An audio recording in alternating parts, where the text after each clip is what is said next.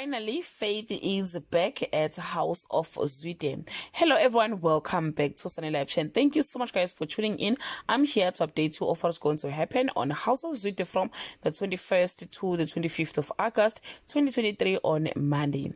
Isaac and Funani end up fighting after being put in the same cell for Alex's murder. Funani tells Ngozi that Isaac recorded the night of the murder on Thursday or Tuesday. Faith confronted Ria for giving Nandipa evidence incriminating Funani. Ngozi suggests Funani bring in Faith to oversee the creation of the collection on Wednesday. Neo surprises Honor with flowers and a day out. Funani asks Faith to come back to House of Zwide to spearhead the designing of the collection. A delighted Faith agrees on this day. Funani finally tells Honor the truth about Alex's death. She walks out on him.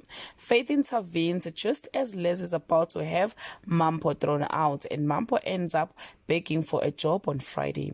Honor apologizes to Ria for not believing her and laments having to keep a secret surrounding the true nature of Alex's death. Well guys, that's all I have for today. You can leave your comment below and share your opinion. Bye.